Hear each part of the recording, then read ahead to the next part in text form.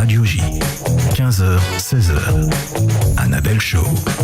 Bonjour à tous, ici Annabelle Show, vous êtes bien sur Radio J. Bienvenue dans le Annabelle Show, le late show de l'après-midi, avec mon invité exceptionnel que vous allez découvrir dans quelques instants. Vous pouvez retrouver cette émission en podcast sur radioj.fr et l'intégralité de l'émission sur la nouvelle chaîne YouTube Radio J Mag. Nous sommes le mercredi 30 octobre 2021 et enfin, après nous avoir annoncé depuis des mois la dette abyssale de la France, pour la première fois depuis longtemps, on a une bonne nouvelle pour l'économie française. Le PIB de la France a augmenté de 0,4%. Fiesta! Merci évidemment, c'est grâce au JO, merci aux sportifs, merci Thomas Joly, merci Tony Estanguet, merci Lady Gaga et surtout merci Céline Dion. C'est un peu grâce à toi tout ça. C'est grâce à eux évidemment que Paris est blindé aussi de touristes en ce moment. On se croirait à Calcutta tellement il y a de monde. Mais moi, ça me donne envie de visiter Paris. Bon, d'ailleurs, on espère que ça va faire repartir les restos, les théâtres qui étaient dans les zones où on pouvait pas circuler pendant les JO. Donc, on leur souhaite d'être complets et de rencontrer un beau succès. Ça tombe bien, aujourd'hui, on va parler succès, théâtre, tolérance, espoir et résilience. Sur les planches et en coulisses, cet homme-là sait tout faire et a du flair pour savoir ce qui va plaire. C'est le roi de l'adaptation des pièces à succès. Si vous ne savez pas ce qui va marcher, lui, il le sait. Les Molières, plusieurs fois nommés, il a failli les toucher de très très près. Il a fait jouer les plus grands comédiens, monter les plus belles créations, doté d'une grande sensibilité, il ose et prend des risques pour créer et que le spectacle vivant porte bien son nom. J'ai le plaisir d'accueillir le comédien, adaptateur, metteur en scène et producteur Thomas Joussier. Bonjour. Bonjour Thomas. Bon, c'est joli ça. Je crois que je vais repartir tout de suite. On va rester sur une bonne C'est note. bon, on peut lâcher le micro. Bienvenue dans ce studio. Merci. C'est un vrai recevoir. plaisir de vous recevoir parce que je vous ai applaudi sur scène et j'ai eu le plaisir de recevoir votre partenaire de jeu et celui que vous produisez aussi. Patrick Préjean, effectivement. D'ailleurs, je l'avais reçu à mon anniversaire, c'était un beau cadeau. Et donc, en ce moment, vous vivez une aventure intense avec lui parce que vous jouez toute la semaine dans 2 pièces différentes. On va en parler. Donc, vous êtes là pour nous parler de la merveilleuse aventure et de la merveilleuse pièce dans laquelle vous jouez. Visite à Mr Green, au théâtre de Passy, jusqu'au 29 décembre 2024. Ça se joue les mercredis, vendredis 19h et dimanche à 17h. Alors, on va revenir sur Visite à Mr Green un peu après pour savoir comment vous avez choisi de monter ce projet. C'est un classique donc qui s'est joué à travers le monde, nommé aux Molières. Du coup, vous jouez également en ce moment les mardi, jeudi, samedi 19h. Retour chez Mr Green, qui est l'épisode numéro 2 de Visite à Mr Green. Et donc la suite qui se passe 3 ans après. Voilà. Donc on va revenir d'abord sur la genèse, Visite à Mr Green. Alors, est-ce que vous pouvez nous en dire plus sur cette histoire, ce coup de cœur que vous avez eu pour cette pièce ? Alors, d'abord, le coup de cœur, c'est John Berry qui l'a eu en premier. John Berry qui était à l'époque en train de faire un film avec Danny Glover en Afrique. Et il a fait un passage par New York et son ami Eli Wallach l'a invité. Il lui a dit, écoute, on mange ensemble, viens me voir au théâtre, on mange ensemble. Et il l'a vu en train de jouer Visite à Mr Green à l'époque. Et il en avait fait la création. Et John, on avait monté une pièce ensemble qui n'avait pas marché. Il m'avait dit, je t'ai toujours voulu quelque chose. Et donc, il est revenu de New York avec cette pièce. Il était de passage 24 heures. Il m'appelle, il me dit, écoute, viens chez moi récupérer quelque chose. Je voudrais que tu la traduises et on va travailler dessus à la rentrée. Voilà, lui, il est parti en Afrique, il a fait son film. Moi, j'ai fait l'adaptation de cette pièce. Puis là, je me dis, mais c'est un bijou. C'est un bijou. Il vous a rapporté le Graal. C'est un bijou. Malheureusement, on a commencé les répétitions, il est décédé pendant les répétitions, et donc ce qui fait qu'il a fallu que je trouve... J'étais jeune à l'époque. Ça remonte à il y a quelques années. Il y a 25 ans. Et c'est une création qui vous suit. Il y a quelque chose de l'ordre du coup de foudre artistique avec cette pièce. C'est ça. Et donc, vous l'avez remontée avec différents comédiens d'ailleurs. Avec différents comédiens. En fait, c'est tous les 4-5 ans, 6 ans. Je sais pas, il y a des gens... Je suis au théâtre et les gens me disent qu'est-ce qu'on aimerait bien revoir cette pièce. On dit allez, on y retourne. Un tour. Mais là, cette fois-ci, c'est parce qu'il y a une suite qu'on remonte Visite à Mr Green pour donner la possibilité aux gens qui ne l'ont pas vue de la voir, ceux qui l'ont déjà vue de la revoir et puis aussi pour rafraîchir un petit peu l'histoire avant de passer à la suite. Effectivement, c'est assez original du coup ce concept, puisqu'effectivement on peut aller voir, c'est comme si on allait voir une série, une saga, mais au théâtre. Donc c'est vrai que moi qui ai vu la première pièce, ça donne vraiment envie de voir la suite, donc je vais aller voir ça avec grand plaisir. Ça vient de commencer, donc la suite vient de commencer depuis depuis le 19 octobre. Et écoutez, on va déjà écouter la bande-annonce de Visite à Mr Green. Aidez-moi à marcher jusqu'aux toilettes. Mais non, vous ne devriez pas marcher. Bon, alors m'aidez pas. Visite à Mr. Green, c'est la rencontre d'un jeune cadre dynamique avec un monsieur assez âgé, Mais assez 86 ans. Soi-disant, j'aurais renversé en voiture. Bah oui. Ben non. Bah si. Ben non. Mais j'ai regardé. Et des deux côtés. Vous vous êtes avancé et ensuite vous avez regardé des deux côtés. Je vous ai vu. Alors si vous m'avez vu, pourquoi vous m'avez renversé? Et donc je suis condamné à lui rendre visite une fois par semaine pendant 6 mois. C'est cachère cette nourriture. La pièce, elle parle un petit peu de conflit de génération, Pas besoin de course. Des minorités des minorités. Tu vas bien ta vie, non? Chacun essaie de trouver sa place. Vous savez ce qui me fait peur, monsieur? C'est de rencontrer quelqu'un qui me plaise. Et il y a surtout un grand suspense. Qu'est-ce que je ferais à ce moment-là? Et pourquoi faire? Il n'y a qu'un seul WC, j'y vais d'abord et vous irez après de moi. Non, c'est pas ce que je voulais dire.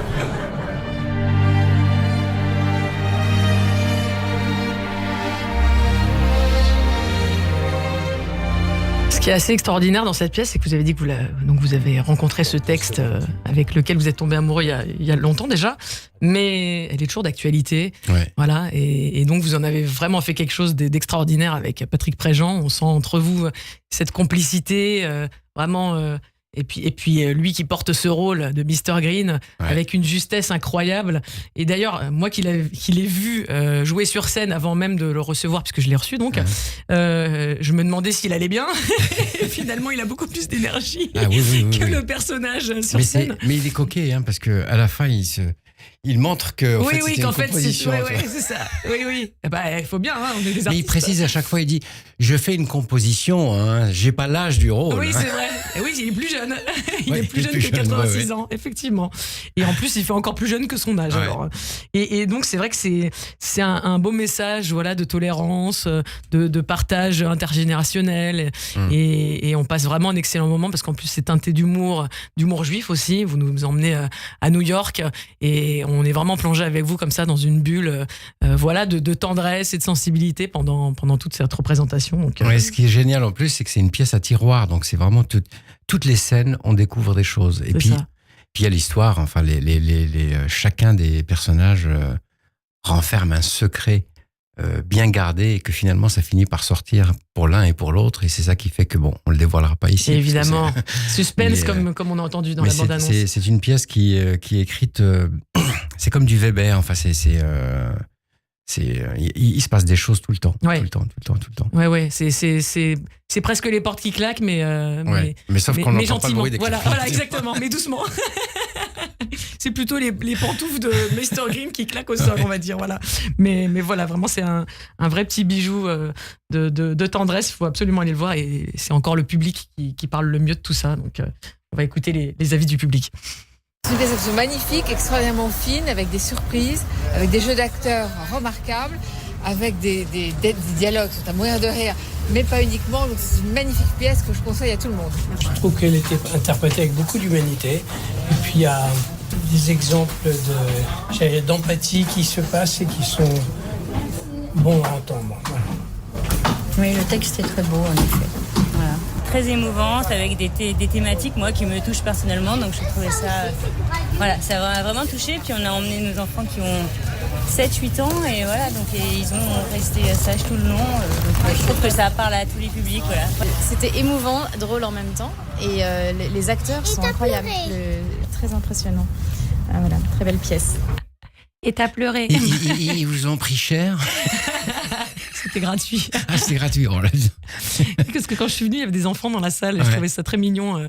Ils étaient au premier, au deuxième rang.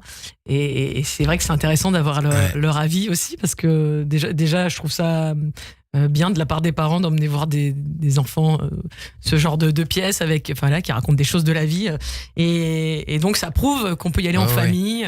Et... c'est exactement ce que j'ai dit à la fille de Patrick, parce qu'il a une petite fille. Oui, exact. Et je dis mais amène-la, parce que mais oui, carrément. Et elle me dit non, mais tu te rends compte, elle va vouloir monter sur le plateau. Je dis, non, je pense qu'elle va être tellement prise par l'histoire, captivée, qu'elle va. Ah mais il devrait.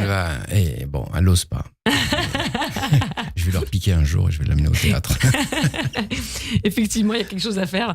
Et c'est du coup, vous venez de commencer la deuxième pièce. Est-ce que dès à présent, vous avez des gens qui sont venus voir la première, qui reviennent voir la deuxième. Vous Alors, avez des il n'y a retours? que les gens qui sont venus voir la première qui viennent voir la deuxième. C'est incroyable. Hier, on pose toujours la question à la fin du spectacle. Vous faites le petit sondage. Alors, on dit voilà, il y en a deux. Est-ce qu'il y en a qui ont vu la première? T'as tout le monde qui se lève. Ah ouais. On dit, bon, alors, parlez-en autour de vous pour qu'ils reviennent voir la première. Ah aussi. ouais, mais c'est génial, ça veut dire que ça fonctionne. Oui. Non. Alors justement, comme vous avez monté plusieurs fois cette pièce, comment ça s'est passé cette rencontre avec Patrick Préjean? Très bien. Alors Patrick, on devait monter ça il y a déjà quelques années, il y a 5 ou 6 ans. Mm-hmm. Et malheureusement, il y a eu le Covid. Exact. Et donc, puisqu'à l'époque... oui, on était parti pour la montée, je crois, en 2022 ou 2021. Oui, en plein dedans, quoi. Voilà. Et donc, il y a eu le Covid, donc il y a eu 2021, 2022, 23, c'était pas très... Ouais. Et donc, on a décidé de la monter là. Et on a fait les deux sur Avignon, visite 1 et visite 2, l'une après l'autre. Mais ça, on le refera pas. Donc ça, c'est sportif pour le coup. C'est très sportif, ouais. Et surtout pour Patrick, ouais. Effectivement, déjà pour n'importe quel comédien, c'est sportif, mais bon, lui, c'est vraiment, il a beaucoup de mérite. Non, puis il a eu beaucoup de mérite, et puis on s'est pas rendu compte, au fait, Patrick l'a pris pour un challenge, on a dit, bah, tiens, on va le faire, et on n'a pas pensé à tous les paramètres, savoir qu'il fait chaud, qu'on est à l'extérieur, qu'il faut aller on était sur Villeneuve-les-Avignon, donc il fallait aller sur Avignon, donc c'est quand même très très compliqué. Oui, c'est vrai qu'Avignon, pour ceux qui ne connaissent pas, c'est un gros challenge pour les comédiens et les productions, hein, parce que ça représente un risque. Et puis en plus, effectivement, il a fait très très chaud en plus cette année, il me semble, plus de 40 degrés, enfin quelque chose comme ça. Et donc c'est vrai que, en tout cas, c'était bien de le créer là-bas, parce que dans toutes ces circonstances-là, si ça marche, ça veut dire que ça, voilà, est-ce que ça fonctionnera après? C'était pas un bon cru, hein, le festival, parce qu'entre les élections, les JO, les élections, et ça, on a eu quand même 6 jours de festival. Sur les 21, ça fait pas beaucoup. Faut amortir après quand on vient à Paris, quoi. Bon, foncez voir. Foncez voir, visite et retour. Et retour à Mr. Green, parce que vraiment, vous allez passer un excellent moment. Voilà, de rêve, d'humour, d'émotion. Donc, il faut foncer. Alors, donc, dans ce deuxième épisode, vous êtes cette fois-ci accompagné de 2 autres comédiens. Oui, 2 autres comédiens, et pas n'importe lesquels. Bon, Sébastien Chartier, que je connais. C'est un tout petit bonhomme, mais il a que la taille qui est petite. Ah ouais, c'est un grand comédien. C'est un grand comédien. Ouais, il a énormément de talent. Qui a énormément de talent et qui a un grand sens comique, d'ailleurs. Qui a un grand sens comique et qui est très gentil. Et il y a un autre personnage qui est donc Charlotte Braquet. Voilà. Et bien évidemment, Patrick Préjean qui est là, qui bouge pas. Bien sûr. C'est Mr. Green, quoi. Voilà. Donc on les retrouve également, effectivement. Donc vous aviez donc déjà joué cette pièce, et comme je l'ai dit, vous avez été nommé au Molière avec... Alors, lors de la première création, en 2000, c'était au Théâtre La Bruyère, on avait eu... on l'avait monté avec Philippe Clay. D'accord. On a joué ça pendant 3 ans, je crois. Oui, donc on a joué au Théâtre La Bruyère, au Théâtre Antoine. Après, on est parti en tournée, on est revenu, on a rejoué encore. Et après, il est tombé malade. Donc, voilà, donc oui, il y a eu beaucoup d'acteurs. Philippe Clay, Claude Évrard, qui nous a quittés aussi. Henri Garcin, qui nous a quittés aussi. En même temps, c'est vrai que c'est pas évident de trouver des comédiens dans cette génération-là. Et oui, effectivement, les choses de la vie, si ça fait 20 ans que ça existe, oui, c'est sûr que c'est... Je me rappelle sur Jacques Boudet, quand on répétait, il avait rencontré un acteur de la Comédie Française, je ne sais plus comment il s'appelle, qui avait joué le rôle de... je connais pas très bien en plus. Le rôle de Nicolas Sarkozy dans le film. Non, c'est pas Podalides. Si, Podalides, voilà, si. Bruno Podalides. Voilà. Il lui dit, qu'est-ce que tu fais? Il dit, en ce moment, je répète une belle pièce. Comment ça s'appelle? Visite l'âme secrète. Il dit, fais gaffe, parce que tous ceux qui l'ont joué, il est revenu me voir, il m'a dit, dis donc, j'ai croisé Bruno Podalides, voilà ce qu'il m'a dit. En même temps, ça vaut pour tout le monde. Hein. C'est-à-dire, le rôle, il a 86 ans. Oui, donc, c'est ça. Donc, mais là, j'ai décidé de prendre quelqu'un de plus jeune. Et en forme. Donc, Patrick Préjean, je pense qu'il a une longue carrière devant lui. C'est un jeune. Il est extraordinaire, vraiment. Pour avoir échangé avec lui, il a une énergie incroyable. Et c'est vrai que c'est un métier qui préserve. Effectivement. Il y a eu il y a quelques jours là une interview de Lynn Renaud qui pareil est extraordinaire. Enfin voilà, c'est dingue à quel âge. Pas loin de 90. Hein. Moi, peut-être même plus. Hein. C'est comme j'ai reçu Popek qui joue dans le même théâtre que vous, qui a 90 ans et qui est toujours sur scène, d'ailleurs, après vous, le dimanche. Donc c'est assez fou. Alors Popek, pour vous raconter une toute petite histoire, parce que... qui aurait pu le jouer d'ailleurs. Mais il a failli le jouer. On était... À 96 ans, Lynn Renaud, voilà. 96 ans, ouais. Merci à notre réalisateur. Il y a un admirateur. Wikipédia. Et donc, on jouait avec Claude Évrard à Avignon Visite. Ouais. C'était en 2005. Et Claude Évrard avait subi une opération. Il était vraiment pas bien et tout ça. Il m'a dit, écoute, je pense pas que je pourrais continuer. Donc, et on s'était vu avec Popek. Et je lui avais proposé de reprendre le rôle. Oui. Et bien évidemment, il est la pièce, est magnifique. Mais il me dit, mais je l'ai vu avec Philippe Clay. Je dis oui. Il m'a dit, je réfléchis, je te dis, puis il m'a dit non. Et là, on se croise au théâtre, il me dit, je regrette. Ah, mais oui. Mais je voulais pas passer après Philippe. Il faut dire qu'il était vraiment formidable, Philippe. Ouais. Effectivement. C'est vrai que c'est pas évident de reprendre des rôles après. Même pour vous d'ailleurs, c'est pas évident de reprendre des rôles et de jouer avec des comédiens différents, chacun avec son énergie, etc. Il faut accepter. Parce il la joue différemment à chaque fois. Il faut accepter le jeu de chacun et c'est à vous d'être flexible. Et en plus, comme vous les mettez en scène et que vous jouez avec eux. En plus. Et ouais, ça demande beaucoup d'adaptabilité quand on fait ces métiers-là. Effectivement. Alors, j'ai envie. Alors, vous qui adaptez les mots et qui trouvez des mots à l'anglais, j'ai envie de faire un petit jeu avec vous. Je vais vous donner 3 mots qu'il faudra me caser pendant cette conversation. Voilà.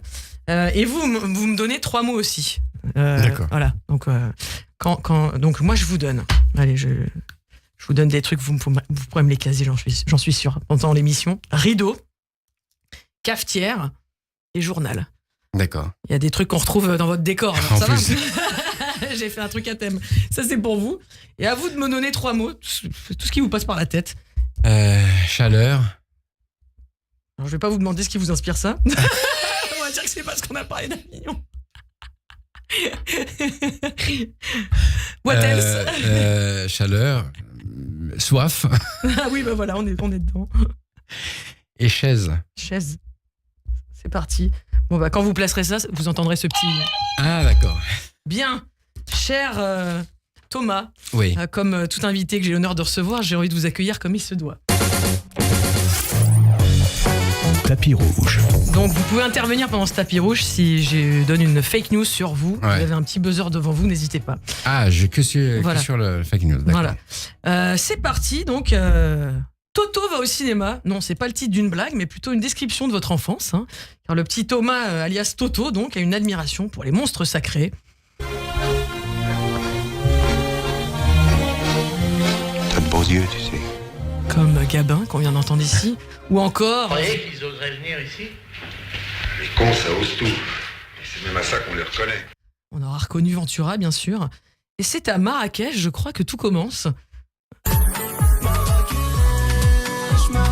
Direction le centre culturel français où vous commencez à apprendre le théâtre. Ouais. C'est au Maroc que vous avez grandi ? Ouais. Et donc, j'y suis né, ouais. Ouais. On reviendra après sur votre enfance. Donc, c'est ainsi que tout commence dans ce centre culturel français pour apprendre le théâtre, donc. Plus tard, direction Paris cette fois-ci, et rien de mieux pour apprendre le théâtre que d'aller chez les Pointures. Vous choisissez l'école du Passage, dirigée par un modeste professeur dont le nom nous dit vaguement quelque chose. Nils Arestrup, c'est ça ? Ouais, je crois que plus personne ne sait qui c'est. Voilà. Ouais. Vite fait. Entre autres, donc, comment apprendre le théâtre avec encore des monstres sacrés, décidément. Vous travaillez beaucoup avec lui, qui est à la mise en scène. Ça vous donne l'opportunité d'aborder des grands classiques, les liaisons dangereuses, l'Avare, l'opéra de Katsu, la Cerisay. Comment c'était de travailler avec Nils Arestrup ? Incroyable. Je crois que c'est la plus belle expérience de ma vie. Ah ouais ? Ouais. Vous étiez élève à ce moment-là ? J'étais élève et on était même amis, très très amis, parce que on passait beaucoup de temps ensemble et j'ai beaucoup appris avec lui.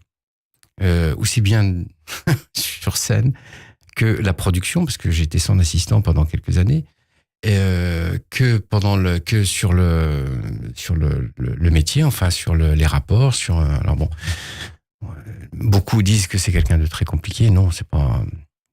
Vous l'avez vraiment observé de près, quoi. Ouais. On a passé beaucoup de temps ensemble. Non, il est très drôle, il est marrant. Il a ses travers comme tout le monde. Hein. On a tous nos. Oui, bah évidemment. Après, les gens sont exigeants et peut-être des fois ça peut paraître passer aussi pour du caractère ou des choses comme ça, j'imagine. Mais ça, en tout cas, ça vous a permis à la fois de voir le jeu, la mise en scène. Bah, ça m'a permis d'être confronté à ce métier d'une façon assez incroyable. Ouais. C'est vrai que vous êtes rentré par... C'est grâce à lui parce que John Berry, je le rencontre à l'école du passage. Qui était mon professeur, et c'est lui à la fin de... Parce que on faisait des modules de 6 semaines, 8 semaines, et à la fin du module avec John Berry, il me dit, j'ai envie qu'on travaille ensemble. Ah, génial. Et il est venu avec une pièce qui s'appelle Hello and Goodbye d'Athol Fugard, et on a travaillé sur cette pièce qui n'avait pas marché, puis c'est pour ça qu'il m'a dit, je vais te trouver quelque chose d'autre. Il avait toujours cette phrase, fuck, je sais pas pourquoi, ça marche pas. En même temps, quand on tente pas, on peut pas savoir si ça marche ou si ça marche pas. C'est chouette. Donc cette école a vraiment été un point important pour vous, ça vous a vraiment permis de rencontrer des gens... des gens très importants. Ça m'a permis de rencontrer Peter Brook, Maurice Bénichou, Bruce Myers... c'était des modules, hein, donc c'était des gens. Niels faisait venir des gens vraiment. Alexandre Del Perogia qui nous a fait beaucoup travailler. On travaillait sur l'escrime, sur le chant, C'était très complet. C'est vraiment très très complet. Et Niels passait son temps à essayer de trouver des gens originaux, intéressants. Bon, je n'ai pas fait que ça, j'ai fait l'école du passage et j'ai fait aussi Jack Walzer et Jack Garfine. Donc effectivement, je trouve que c'est une belle complémentarité. C'est vrai. Alors, après cette expérience-là, vous avez une autre casquette de crooner qui vient s'ajouter à celle d'acteur. Faites un petit voyage à travers la chanson. Dans les années 90, vous sortez Il y a des jours comme ça, 45 tours produits par Blue Eyes. Vous êtes allé chercher ça. C'était quoi comme style ? C'était de la chanson française. De la variété ? Ouais. On verra si vous pouvez pas nous faire un petit repas. Alors vous apprenez également l'art du jeu avec, comme vous avez dit, Jack Garfin et Jack Walzer, la méthode américaine, la méthode Actor Studio. On sent la fascination pour... New York. C'est vrai qu'à travers tout ce que vous nous avez raconté, même depuis le début, et même cette pièce que vous mettez en scène depuis plusieurs années, vous avez le rêve américain, quoi, si je comprends bien. C'est pas le rêve américain, c'est le rêve du jeu, de l'école américaine. J'ai une admiration pour mais c'est des gens, c'est incroyable. Il faut les voir sur scène. C'est une grande claque. C'est une grande claque. C'est ça. Al Pacino sur scène, par exemple, c'est quelque chose, c'est... Déjà, quand on le voit à l'écran, c'est déjà quelque chose. Alors, sur scène, on imagine que c'est encore 1000 fois plus intense, évidemment. Donc, l'admiration pour Al Pacino, c'est assez naturellement. Donc, vous vous tournez vers l'adaptation de pièces américaines. Et là, notamment, voilà un petit souvenir. Alors, on le mettra après. Alors, vous réunissez dans d'autres adaptations, notamment avec Éric Delcourt, Anthony Delon. On mettra un petit souvenir après.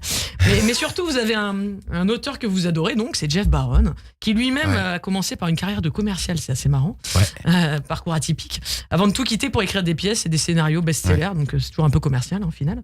Et tant mieux, du coup... C'est un très bon commercial, ça, il est resté. Il n'a pas bougé. Et donc, vous décidez de vous attaquer à son répertoire, et d'ailleurs sur plusieurs pièces. Et c'est ainsi qu'aujourd'hui, on vous retrouve donc à la fois comme producteur, adaptateur, metteur en scène et comédien. C'est un gros challenge de multiplier les casquettes, j'imagine. On va en parler. Et vous, ça vous a pas fait peur, quoi. Donc, en tout cas, c'est pour notre plus grand bonheur, parce que vos spectacles nous emportent, nous emmènent dans une bulle de réflexion, de tolérance, de sensibilité, d'intelligence et de partage. Et c'est exactement à travers des spectacles comme le vôtre qu'on a besoin de réunir les gens aujourd'hui, je pense, et qu'on peut faire évoluer la bienveillance et l'empathie. Donc en tout cas, pour tout ça, moi je vous dis merci. Donc, on va revenir sur cette polyvalence de vos talents dans quelques instants, juste après le Flash Info. Et on se retrouve donc tout de suite avec le Flash Info de Steve Nadjar. Et dans quelques instants, on vous retrouve Thomas Joussier pour en parler de nouveau. 15h, 16h. Le Late Show de l'après-midi.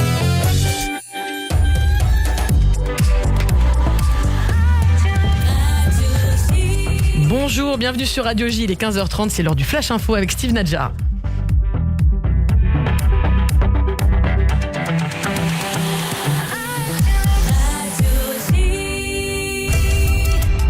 L'armée israélienne annonce avoir tué le numéro 2 de la force d'élite du Hezbollah, Mustafa Ahmad Shadi, a contribué à de nombreux attentats terroristes contre Israël.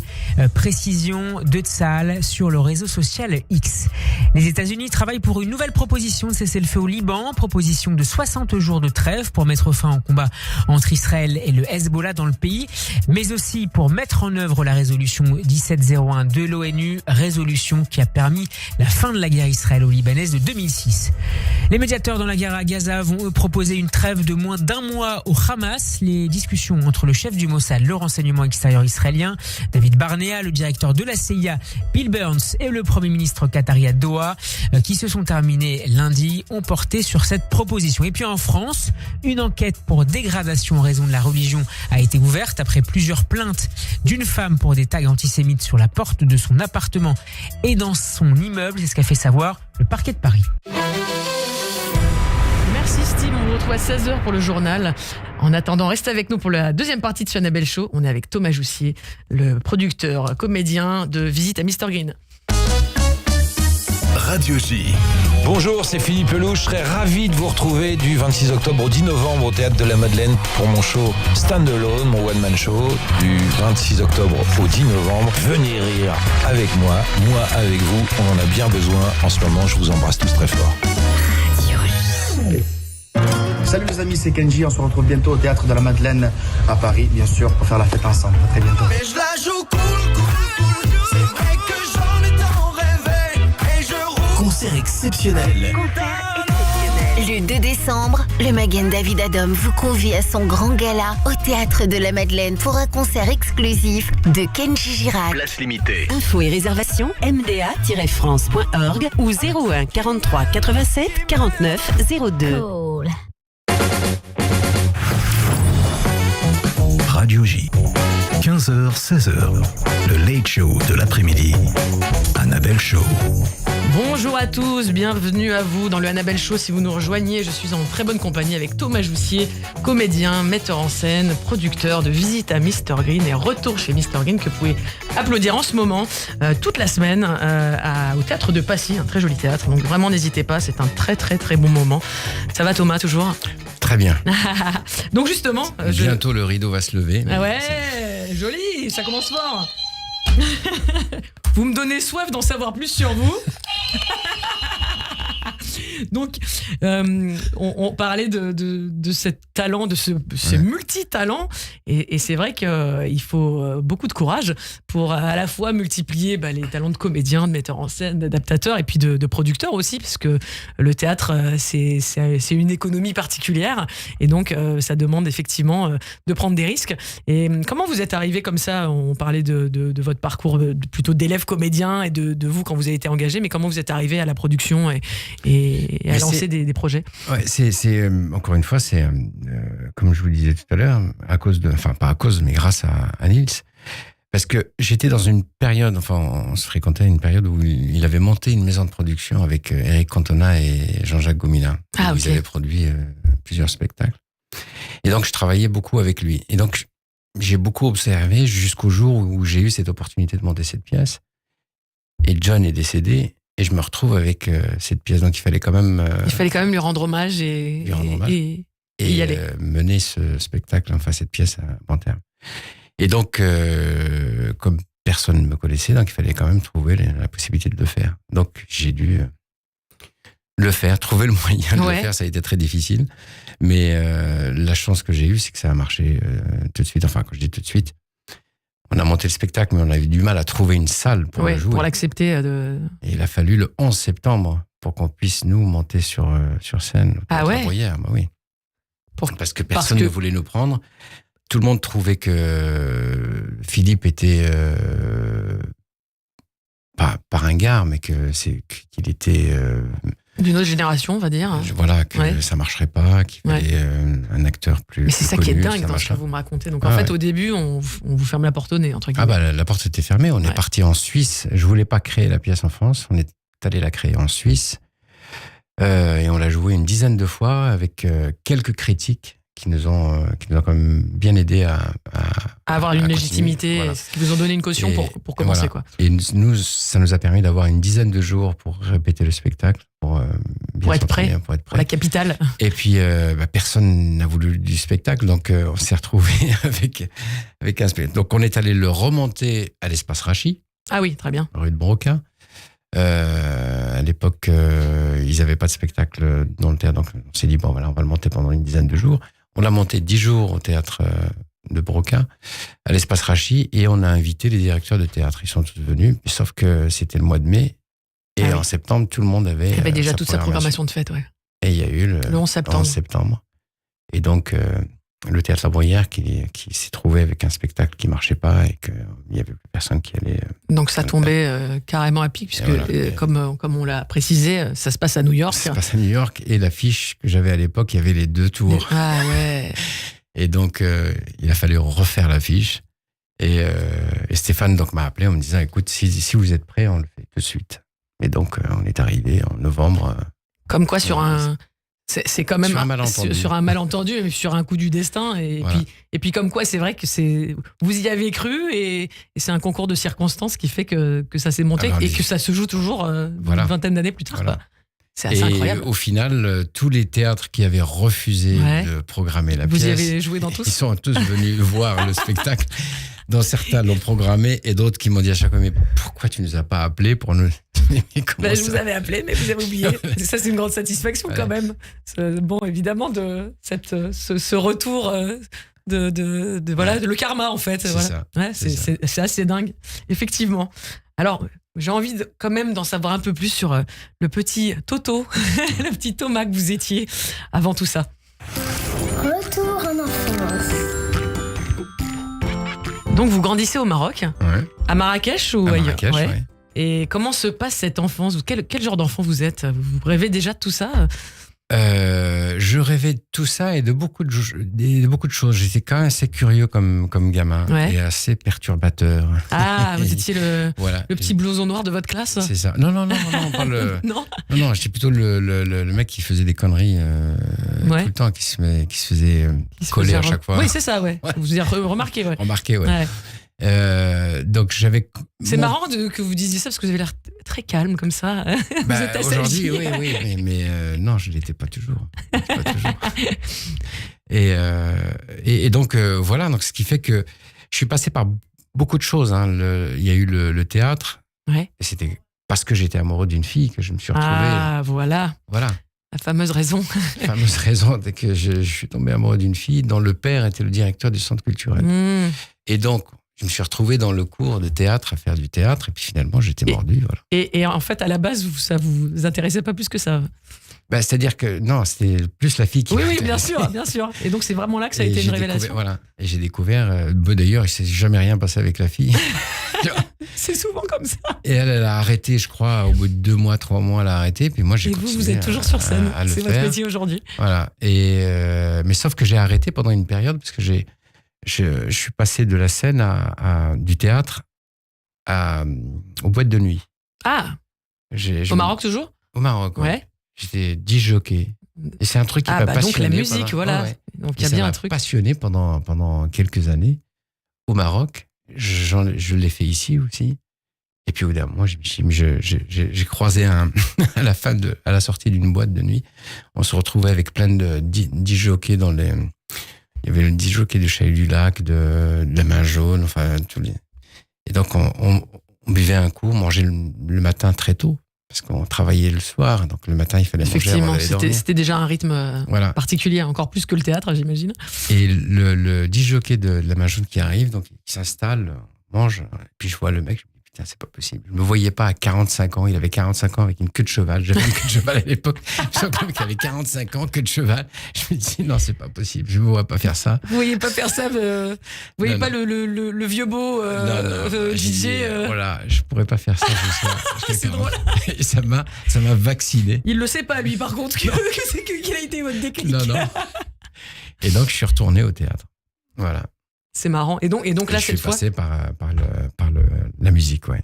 J'ai fait un petit passage. Alors comment ça se passe cette arrivée à Paris? Vous aviez déjà décidé. Non, vous avez d'abord été DJ à Paris.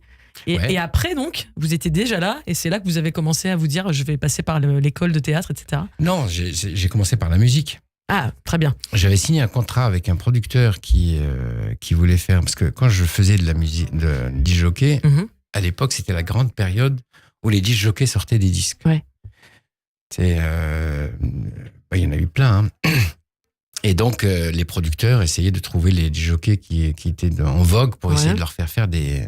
Donc, il y a un mec qui me fait un contrat de 5 ans et j'étais... Non, 3 ans. 3 ans. Et j'étais censé donc faire... Donc, on fait un premier disque, mais sauf que ça me plaisait pas trop ce que je faisais. C'était pas trop votre style? La maquette était vachement bien, mais le rendu n'était pas... Ouais. Et je devais faire un album avec lui. Et je me suis retrouvé en contrat de 3 ans. Je ne pouvais rien faire pendant 3 ans. Vous étiez bloqué, quoi. Voilà. Et donc, pendant les 3 ans, j'ai pris des cours de théâtre. C'est bien, c'était du temps bien investi. J'ai dit voilà, donc je me suis arrêté, j'ai pris des cours de théâtre. Et donc au bout de ces 3 ans, vous avez dit bisous la musique. À la fin, ça s'est arrêté bien avant le contrat, donc ce qui fait que moi j'ai continué. Donc là, vous aviez déjà coupé vos cheveux, quoi. Ah oui, très vite. Parce que c'est vrai que ça donne chaud, ça fait beaucoup de chaleur les cheveux. Voilà, je casse mes mots gentiment. Bah ouais, t'as bien fait. Vous avez bien fait, pardon. Et donc, mais ça, on va le retrouver dans le journal à la une, d'ailleurs. C'est ça. Et bravo. C'est bien, vous suivez la règle du jeu. Et donc, pour revenir à cet enfant, vous rêviez déjà de cinéma. Comment vous avez découvert donc ces grandes pointures, Lino Ventura, Gabin, tout ça? C'était quoi la culture que vous aviez chez vous? Qu'est-ce que vous transmettez vos parents à cette époque-là?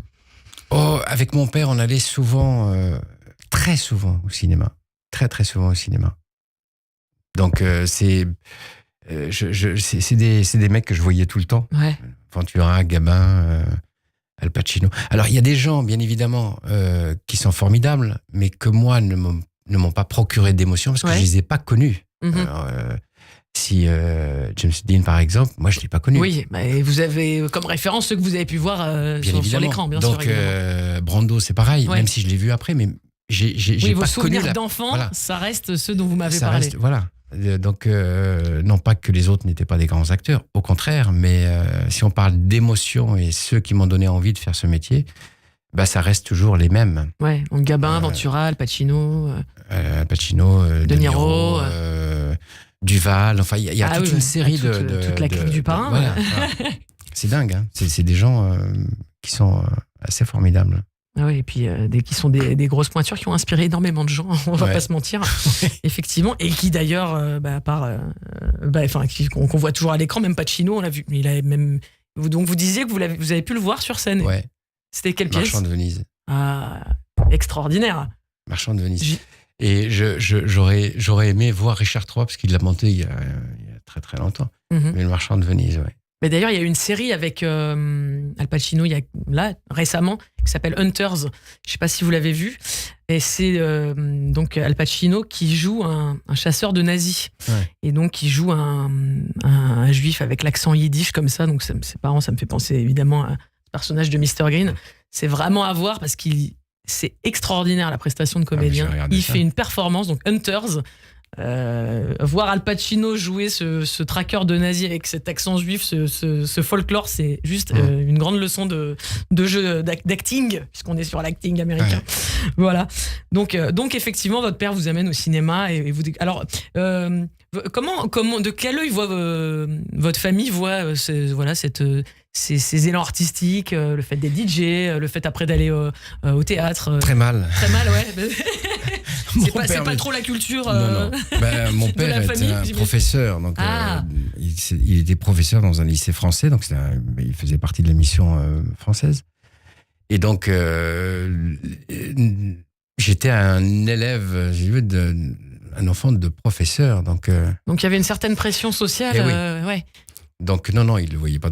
Mon père ne m'a jamais vu sur scène. Ah ouais. Encore aujourd'hui. Mon père ne sait pas ce que je fais exactement. Enfin, il sait par famille, par les uns. J'ai vu ton fils, j'ai vu machin. Tiens, il est. Mais il m'a jamais vu sur scène. C'est fou. Jamais. Et comme je fais. Il est toujours au Maroc, votre papa. Ouais. Oui, il a fait toute sa carrière au Maroc. Il a pris sa retraite. Et vous y avez pas joué à tout hasard? Non.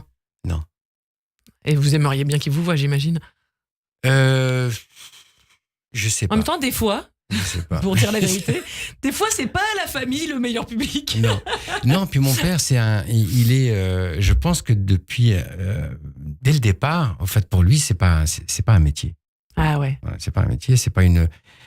Puis je me souviens qu'il m'avait même fait une proposition quand il a su que je prenais des cours de théâtre. Il m'a dit, écoute, qu'est-ce que tu veux dans la vie? Alors je dis, je ne sais pas, je voudrais faire ça. Il me dit, non, mais qu'est-ce que tu voudrais faire? Je dis que je voudrais vivre de ma passion. Non, mais combien tu voudrais gagner? Je dis, pourquoi tu me poses cette question? Écoute, trouve-toi n'importe quel boulot, je te donnerai la différence. Ah, c'est trop mignon. Ouais. Bah oui, il fait partie de cette génération. Dingue, hein. Ceci dit, je dis ça, mais il y a encore des gens aujourd'hui qui pensent comme ça aussi. Mais bien que sûr. C'est pas un métier et qui vous demandent, mais sinon, à part être sur scène, tu fais quoi le reste de la journée? C'est ça.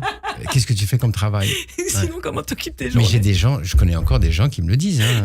Oui, ça m'étonne pas. Mais qu'est-ce que tu fais le reste du temps? Mais sinon, tu en vis? Ouais. Cette fameuse question c'est aussi. Dingue, hein. Ouais, c'est assez dingue, c'est vrai. Mais alors, en général, je leur dis, écoutez, si vous avez une cafetière, on se prend un petit café et puis on discute. Joli, et je vous expliquerai. Voilà, on prend une chaise, on s'assoit. C'est ça. C'est bien. Non, mais c'est vrai que c'est assez fou. Et ça montre, voilà, vous avez tout fait malgré cette pression familiale ou voilà, le contexte d'où vous veniez, vous avez quand même tout fait pour réaliser votre rêve. Et c'est une belle histoire. Non, sans mal, mais oui. D'ailleurs, on pourrait écrire une pièce là-dessus. C'est ça. Non, mais du coup, votre papa fait penser à... Ah bah si vous voulez la produire, il n'y a pas de problème. Moi, je la produirai pas. Vous en avez marre de produire? Moi, j'aime bien écrire aussi. Ceci dit, je produis aussi, hein, je vous dis la vérité. Mais voilà, bon. Alors... la vérité. Je l'ai dit sans accent, moi. C'est moi qui mais dis la avec vérité, l'accent. Franchement, pourquoi pas. Non, alors, j'ai envie d'en savoir un petit peu plus sur vous, Thomas Joussier. On va connaître maintenant Vous avez dit que vous étiez un perturbateur, donc on va essayer de connaître vos petits travers. Quiz. Péché mignon. C'est vrai que comme ça, vous avez l'air assez sage, comme je disais. Mais bon, donc c'est marrant comme quoi voilà, les comportements changent en fonction d'où on est, de ce qu'on fait. Peut-être la passion, ça agit aussi, je ne sais pas. Et en tout cas, j'aimerais savoir si vous étiez un péché capital, lequel ce serait? Gourmandise, luxure, colère, orgueil, avarice, envie ou paresse? Gourmandise. Gourmandise. Ouais. Ah bah ça tombe bien. C'est quoi votre plat péché mignon auquel vous ne résistez pas? Oh là là, j'en ai plusieurs. Il y en a un, c'est le tagine de poulet au citron. Ouais. Ah. Confit. Vous avez des souvenirs d'enfance sur celui-là? Peut-être qu'on le faisait quand vous étiez petit ou pas? Parce que je mangeais pas. Non, parce que on mangeait pas ça au Maroc. Ouais. Jamais. Oui, c'est ça. Ça fait partie de ces fameux plats qu'on dit que c'est marocain, mais en fait. Mais j'en ai jamais mangé au Maroc parce que mon père c'était plutôt des salades. Comme je dis, il était professeur. Il fallait que le repas soit prêt à midi. Il sortait à midi, tout ça. Et on mangeait toujours salade, viande, enfin la bouffe, ce qu'on mange d'habitude, quoi. Mais non, pas. C'est très rare, très très rare. Donc vous avez découvert ça plus tard? Ouais. Donc tagine de poulet au citron confit. Vous me donnez faim. Ah, je pourrais manger des tonnes. Du coup, qui c'est qui vous le prépare là? Vous le savez le faire, vous? J'aime bien sûr. Bravo. Non, vous cuisinez vous-même? Vous demanderez à Sébastien. Ah oui, mais d'ailleurs c'est marrant parce que Sébastien avait laissé un petit message à Sébastien Chartier, donc le comédien avec qui vous travaillez, je le précise pour les auditeurs, avait laissé un petit message à Patrick Préjean. Tout le monde le connaît, Sébastien. En tout cas, si vous le connaissez pas, il faut vraiment aller le voir dans Retour chez Mr. Green parce que c'est vraiment un excellent comédien. Ah oui, il est excellent. Comme Patrick et comme Charlotte Braquet, j'imagine. Et donc il racontait les petits plats qui s'étaient fait, que vous vous étiez fait à Avignon. Enfin, c'était assez mignon. Voilà. Alors, quel est le film honteux que vous adorez, le genre de film dans les trucs élitistes, ça se dit pas? Non, j'ai pas honte de le dire, mais ouais, c'est une comédie populaire. Qu'est-ce qu'on a fait au bon Dieu? J'ai trouvé ça. Et en plus, c'est tellement vrai, au fait. Alors bon, c'est une grosse comédie, mais je comprends pas pourquoi, à partir du moment où il y a des choses qui marchent, que forcément on doit dire. Mais non. Ouais, c'est très pensé comme. Non, c'est un film bien ficelé, bien écrit, et puis en plus ça reflète bien la réalité et la vie de ce qu'on vit. Ouais. Le mélange des cultures et comment il faut que ça arrive à s'imbriquer. C'est ça. Ouais. Et en même temps, on en a honte, mais on essaye de. Si vous posez la question aux gens. Quand vous regardez, dès qu'il y a un événement qui se produit en France, les Français sont très généreux. Ils sont donateurs. Mais en même temps, ils ont des travers. Ouais. Voilà. Donc, il faut accepter. La France, c'est ça. Ouais, c'est ça. On est très généreux. On veut que tout le monde soit bien. Mais en même temps, il y a des craintes, des peurs de l'étranger, de machin. Enfin, il y a un ensemble de choses et c'est pas noir ou blanc, c'est c'est de la nuance. Voilà, c'est de la nuance. Il y a de temps en temps, moi le premier, il y a des gens qui me gonflent.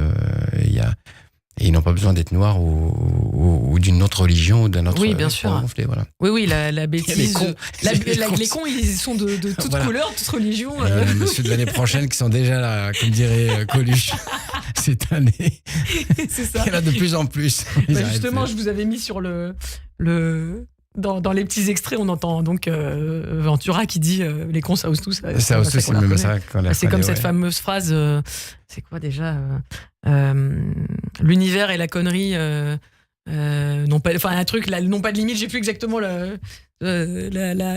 tournure, mais bref, oui, la connerie n'a pas de limite en tout cas. Non. Effectivement. Alors on a parlé de musique, de DJ, de votre chanson. C'est quoi ce refrain de cette chanson? C'est vous qui chantiez du coup? Oui, c'est moi qui chantais. Ouais. Et le refrain, je m'en rappelle. Oui, il y a des jours comme ça, il y a des jours avec, il y a des jours sans. Et vous me le dites comme si c'était un slam là. Et chanter, ça donnait quoi? Oula, c'est pas moi qui chantais le refrain. Ah, c'est pas. Il y avait des chœurs. Ah, très bien. Bon, allez, je vous laisse filer. Non, c'était une chanson un peu bizarre.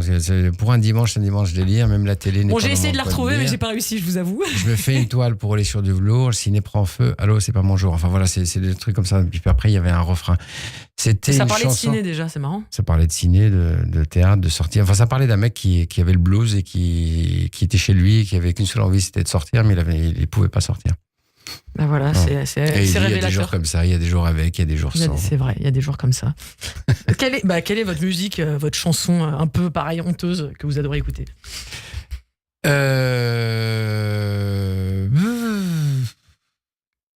Non, franchement, il n'y a pas des choses que... Non. Vous avez dû en écouter des trucs en tant que DJ en plus. Ah oui. Ah, des trucs nazes. Ouais, non, un truc qui vous plaît à vous et que, en général, quand vous le dites, on dit c'était sérieux. Les divas du dancing, oui. J'adore parce que c'est sorti tout net. Ah oui, c'est ça, oui. Parce que c'est à chaque fois que les gens elles passent, je la chantonne et les gens me disent mais qu'est-ce que c'est con comme truc, et moi je connais les paroles. Je l'ai entendu plein de fois et au début je savais même pas que c'était ça le refrain, j'arrivais pas à reconnaître les mots qu'il disait. Ouais. Donc les divas du dancing, effectivement. Ouais. Si on la retrouve, on passera un petit extrait. Vous êtes plutôt commère ou discret? Oh, discret. Langue de pute ou langue de bois? Langue de bois. Mytho ou réglo? Non, réglo. Jaloux ou je m'en fous? Je m'en fous. Et alors, vous l'avez dit, mais vraiment. Alors là. Avec un nonchalant, c'est pas possible. À l'heure ou à la bourre? Non, à l'heure. À l'heure. Et puis en plus, au théâtre, faut être à l'heure, hein, ça rigole pas. Bordélique ou maniaque?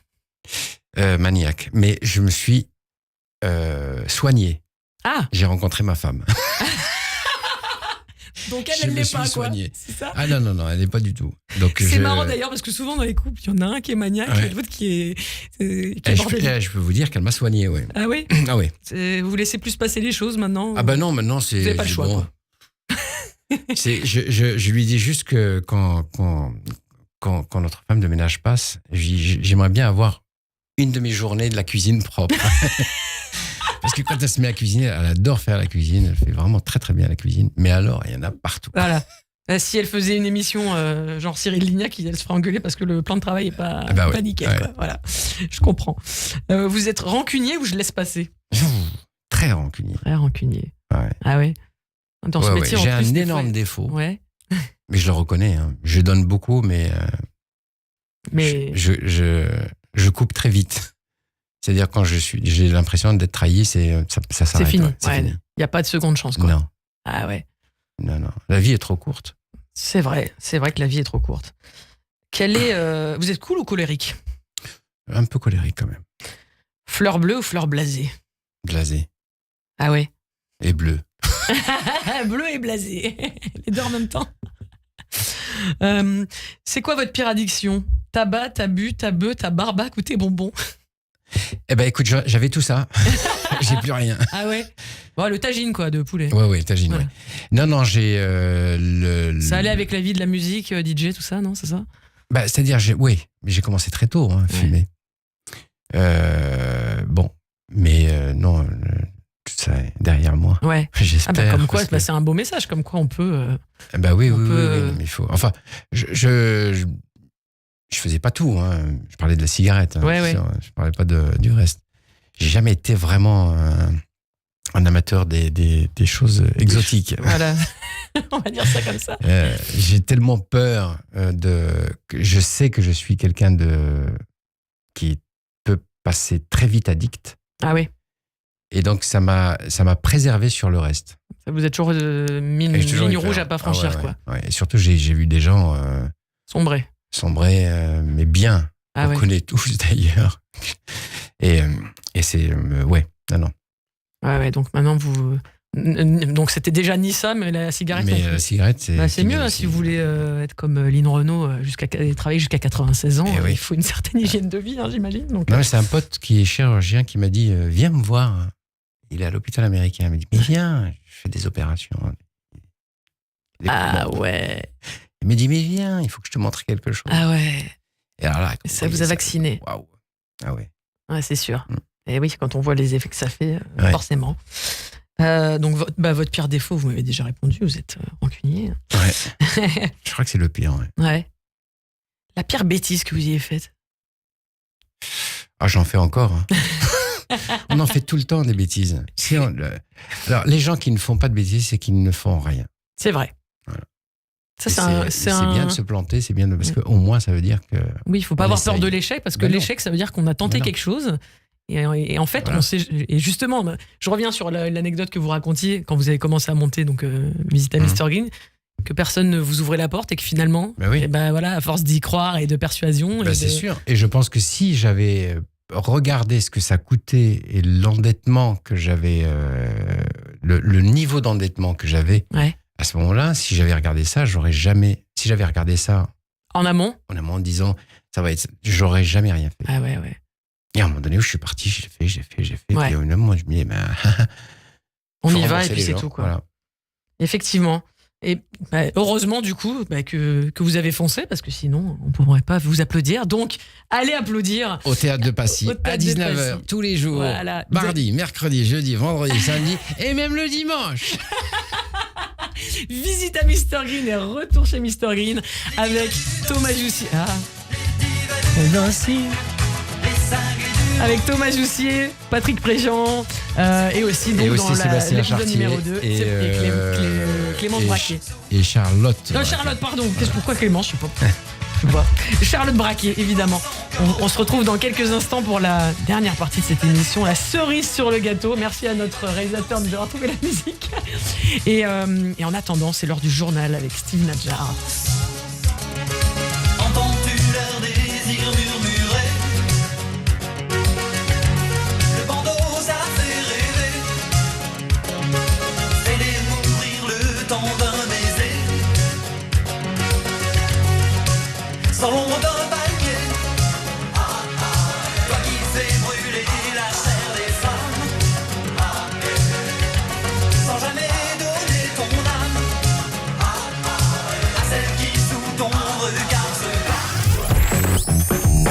15h, 16h. Le Late Show de l'après-midi. Radio J. Bonjour, c'est Sandrine Saroche. Je vous donne rendez-vous le 12 novembre au Palais des Glaces pour le Radio J Comedy Club. Je vous espère très très très nombreux et surtout de bonne humeur. 12 novembre au Palais des Glaces pour le Radio J Comedy Club. Radio J. Radio J Comedy Club au Palais des Glaces avec le concours du Magen David Adom, mda-france.org. MDA France, Association au service de la vie. Radio J. Vous écoutez Radio J à Paris sur 94.8 en DAB+, et sur notre appli Radio J. Radio J.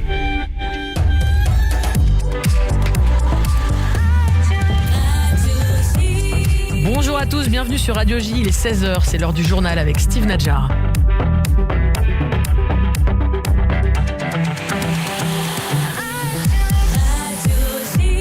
Bonjour Steve. Bonjour Annabelle. Autre 390e jour de guerre en Israël. Le Hezbollah a lancé une 50aine de roquettes contre le pays depuis ce matin, notamment une salve de 15 roquettes contre la région de Haïfa en début d'après-midi. Aucun blessé ni dégâts matériels n'a été signalé. En revanche, 2 ouvriers agricoles ont été blessés par l'impact d'une roquette près de Metula. L'un d'eux a été grièvement blessé par des éclats d'obus. Ils ont été transportés par hélicoptère à l'hôpital Rambam de Haïfa. Pascal Sunshine. Le Hezbollah a également tiré 6 drones depuis cette nuit. 5 ont été interceptés, mais un s'est abattu sur une usine de défense à Naharia, provoquant quelques dégâts. Et ce matin, les sirènes ont retenti dans des dizaines de localités, de Haïfa jusqu'à Netanya, déclenchées par le tir d'un missile du Hezbollah qui s'est désintégré en vol. Il n'y a eu ni blessés ni dégâts. Notre correspondante en Israël, Pascal Sunshine. Tsahal a éliminé le commandant adjoint de la force d'élite Radwan du Hezbollah. Mustafa Ahmad Shahadi a été tué dans une frappe menée par des avions de chasse à Nabatché, dans le sud du Liban. Ce dernier a mené de nombreuses attaques terroristes contre l'État d'Israël, selon les forces israéliennes. Les forces israéliennes qui ont frappé une centaine de cibles terroristes au Liban ces dernières 24 heures, notamment un lance-roquette utilisé dans un barrage tiré contre le nord d'Israël hier. Barrage qui a fait un mort à Malot Tarshira. Les Nations Unies réclament le maintien de l'UNRWA sur le territoire israélien. Le secrétaire général de l'ONU, Antonio Guterres, a écrit une lettre au Premier ministre israélien Benjamin Netanyahou hier pour lui demander le maintien de l'agence onusienne, interdite après l'adoption d'un projet de loi par la Knesset lundi soir. Le chef des Nations Unies a réaffirmé que cette décision aurait des conséquences dévastatrices sur les Palestiniens. En France, la députée Caroline Yadan dépose une loi pour lutter contre les formes renouvelées d'antisémitisme. Une proposition de loi co-signée par 90 autres députés, parmi lesquels 61 d'Ensemble pour la République, 14 d'Horizon et 5 socialistes et apparentés. Nazification des personnes de confession juive, appel à la destruction d'Israël, glorification du Hamas. Les différents pans qu'englobe cette loi s'inscrivent dans un contexte de hausse drastique des actes antisémites en France depuis le 7 octobre 2023. L'ancien Premier ministre Gabriel Attal se porte candidat à la tête de Renaissance. Elisabeth Borne et Gabriel Attal ne s'affronteront donc pas pour la direction du parti fondé par le président Emmanuel Macron. Les 2 ex-locataires de Matignon sont parvenus hier à un accord. À lui, le poste de numéro 1, succédant à l'actuel secrétaire général du parti Stéphane Séjourné, nommé depuis commissaire européen. À elle, la présidence du Conseil national, le Parlement du parti, renouvelé au congrès des 23 et 24 novembre. Elisabeth Borne. On a veillé à avoir un partage équilibré au sein du parti. Et je vous dis, à la fin, pour moi, en politique, l'important, c'est des idées. Et ce qui m'importe, vous savez, fondamentalement, c'est d'inscrire notre famille politique, ce bloc central, de façon durable dans la vie politique française et de porter un projet qui redonne de l'espoir aux Français. Elisabeth Borne, ex-première ministre et députée du Calvados, Ensemble pour la République ce matin au micro de RTL. Un homme est mort dans une tentative de traversée de la Manche. Ce migrant, un homme adulte, était en arrêt cardio-respiratoire dans la mer au large d'Ardelot, dans le Pas-de-Calais, où une dizaine de personnes se trouvaient également à l'eau. Sa mort porte à au moins 57 le nombre de décès dans ce type de traversée cette année selon la préfecture maritime. De son côté, le ministre de l'Intérieur Bruno Retailleau a exigé des résultats contre l'immigration illégale. L'obtention des résultats demandés par nos concitoyens exige votre complète mobilisation, a écrit le locataire de la place Beauvau dans une circulaire adressée au préfet. Dans ce courrier, il a notamment listé des mesures destinées à amplifier et à systématiser les mesures d'éloignement des étrangers susceptibles de présenter des menaces pour la France. Merci Steve, on vous retrouve demain dans le grand journal à partir de 14h. Restez avec nous pour la dernière partie de cette émission, le Annabelle Show, avec mon invité Thomas Joussier. Radio J. Radio J Comedy Club. Rendez-vous le mardi 12 novembre à 20h au Palais des Glaces. Comment vous me demandez si je suis Nicolas Rafale ? Attendez, je confirme. Oui, c'est bien moi. Ouais. Nicolas Rafale. Le combien ? Mardi 12 novembre, Palais des Glaces, Radio J Comedy Club, 20h. Ah bah écoutez, c'est avec un grand bonheur. Avec la participation exceptionnelle de Philippe Lelouch et Sandrine Saroche. Réservation sur le site radioj.fr ou sur nos réseaux sociaux. Mardi 12 novembre à 20h au Palais des Glaces. Radio Radio J Comedy Club au Palais des Glaces avec le concours du Magen David Adom, mda-france.org. MDA. MDA France, Association au service de la vie. Radio J. Radio J. 15h, 16h. Annabelle Show. Bonjour, bienvenue si vous nous rejoignez. C'est la dernière partie de cette émission avec mon invité, le comédien, metteur en scène, producteur Thomas Joussier, qu'on retrouve en ce moment au Théâtre de Passy, donc dans Visite à Mr Green et Retour chez Mr Green, un petit bijou à aller voir absolument avec Patrick Préjean, Thomas Joussier, donc Sébastien Chartier et... J'ai dit quoi? Je n'ai plus le prénom. Alors, il en a plusieurs, ce petit bonhomme. Il s'est déjà fait appeler Charpentier. Non, Sébastien Chartier. Non, je suis sur le prénom de la comédienne. Sébastien Chartier. Parce que vous étiez sur les deux en même temps, oui, sur la fin de Sébastien et Charlotte Braquet. Charlotte Braquet. Voilà. Et Sébastien Charpentier. Sébastien Chartier. Sébastien L'unique, Chartier. Comment que je vais jamais oublier qu'il ouais. s'appelle Chartier quand même. Effectivement, donc on peut vous retrouver. Allez applaudir donc cette troupe qui est vraiment extraordinaire et pleine de cœur et voilà d'émotions. On parlait donc de comment vous êtes arrivé au théâtre avec ce parcours à la fois qui est passé par la musique. J'ai envie de revenir un peu sur ce chemin vers la quête du rêve d'enfant. Le parcours.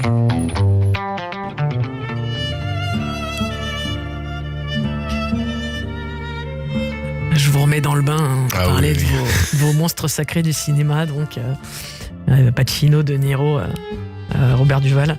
C'est vrai que vous avez le fait comme ça de produire cette pièce, vous avez un truc vraiment avec cette culture, ce style à l'américaine, donc l'acteur studio, etc.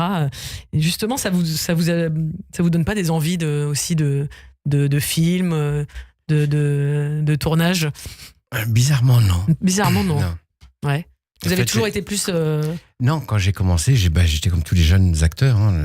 On sort de l'école, on a envie de faire du cinéma. On a envie de...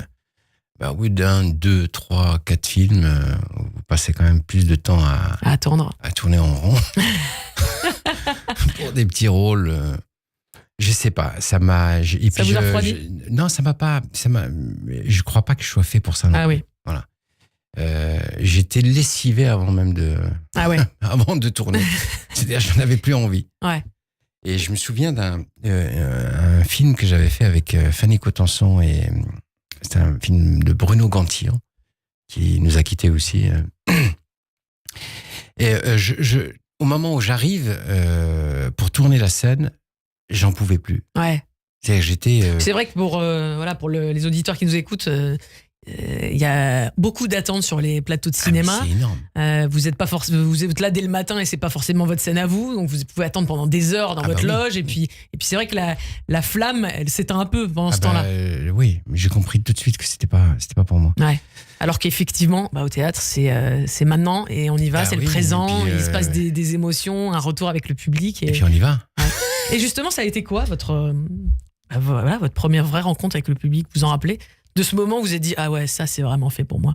Ma première rencontre, j'étais gamin encore. C'était au théâtre de l'Espace Rage. Le centre culturel? Le centre culturel à Marrakech. Ouais. Où là, vous finissez, j'avais l'impression que c'était pas moi, au fait. Ah, c'est marrant. C'est dingue. Je me suis échappé de moi-même. Et ça m'a fait beaucoup de bien. Vous avez dit, c'est moi qui ai fait ça?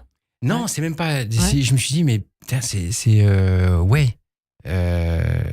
peux être quelqu'un d'autre. Et s'échapper chez quelqu'un d'autre, ça... ça m'a fait beaucoup de bien. Ouais. Et donc, là, alors, évidemment, il y a toujours la lassitude au bout de... Là, par exemple, ça fait déjà 60 qu'on joue Visite. Il y a un moment donné où il y a une sorte de lassitude. On essaye toujours de trouver quelque chose de nouveau pour rester dans le... Mais le fait d'avoir découvert ça très jeune, cette possibilité d'être en dehors de soi, ça m'a procuré un truc assez unique. Mm-hmm. Voilà. Et donc, il y a toujours cette envie de retrouver ça. Ouais. Vous avez envie de retrouver des personnages et justement, comme vous êtes producteur, c'est vous qui vous choisissez vos rôles et ce que vous avez envie de défendre. Ouais. C'est quand même cette liberté-là, elle est assez extraordinaire aussi par rapport justement à, on parlait de l'écran, cette attente que vous vous êtes dit c'est pas pour moi. Là, il y a quelque chose. Vous pouvez choisir de défendre un personnage que vous avez sélectionné. Et... c'est un peu ça. C'est que à partir du moment où je me suis dit c'est pas pour moi le cinéma, je n'en ferai pas. J'ai pas la patience. Et puis, j'ai pas la niaque non plus. Je vois tous mes copains, enfin, les gens avec qui on a démarré, tout ça, comment ils étaient. Je dis, moi, je pourrais pas faire ça. Ouais. Je pourrais pas aller taper à la porte, aller faire chier un réalisateur pendant des heures. J'adore ce que vous faites, machin. Quand j'adore quelqu'un, je ne peux pas aller lui dire. Ouais. Je suis dans l'incapacité de lui dire. C'est vrai qu'il y a ce côté-là au cinéma, c'est que déjà, ça demande... un réseau, d'aller effectivement taper à plus de portes et ça prend énormément de temps de monter un projet qui se fasse, de le sortir, alors qu'effectivement là, vous pouvez les choisir. Et c'est même encore pire, c'est que quand quand je vois un film qui m'impressionne, enfin que j'évite la personne. Il y a notamment un film, je dirais pas le nom, mais on est dans le même club de sport et on se croise régulièrement. Mais on se dit bonjour et ça machin, il sait qui je suis, je sais qui il est, mais jamais j'irai lui dire. Génial. Par peur qu'il pense que j'ai envie qu'il m'appelle pour travailler. Vous voyez ce que je veux dire? Je me dis, ça va être mal interprété. Donc, effectivement, c'est vrai que les réalisateurs ou les gens comme ça qui font travailler d'autres gens, ils doivent être assez sollicités. Et donc, effectivement, le moment où ils reçuvent un compliment, ils doivent se dire c'est pour quelque chose. Moi, c'est pareil. Hein, donc, en fait, là, si je viens de vous dire que c'était super, c'était juste pour vous dire que c'était super, c'était pas forcément pour travailler avec moi. non. Alors, entendons-nous bien. Je veux dire, non, mais vous continuez à le dire, il n'y a pas de problème. Non, ce que je veux dire par là, c'est que en fait, on est toujours. Moi, je suis très gêné dans un sens comme dans l'autre. Du compliment. Voilà. D'ailleurs, quand je sors, je m'en vais très vite. Ce moment avec le public vous met mal à l'aise. Très, très mal à l'aise. Ah ouais. Et pourtant, il y a des gens qui font ce métier qui n'attendent que ça. Ah bah oui, bien sûr. Mais je les comprends. Mais c'est pas eux qui sont anormaux, c'est moi. Hein. Non, mais il n'y a pas de. Je pense pas qu'il y ait une norme en vrai. Hein. Ma femme, elle me fait la guerre. Elle me dit, mais t'es fou. Pourquoi tu fais ce métier si tu n'aimes pas le. Après, non, parce qu'en fait, il se passe pas la même chose quand vous êtes sur scène et que les gens vous applaudissent et que vous êtes encore dans l'instant. C'est pas pareil. Et le après. Le après, c'est comme s'il y avait une bulle qu'on avait éclaté et que ça retombait. C'est ça. Ouais, c'est vrai. Mais sur scène, une fois qu'on a fini, il est évident que si jamais il n'y a pas d'applaudissements, je suis très malheureux. Ça veut dire que les gens n'ont pas aimé, bien évidemment. Mais c'est parce que c'est en rapport avec le spectacle. Et puis en fait, le fait aussi peut-être de s'échapper à ce moment-là, ça vous permet de garder cette magie, ce truc suspendu.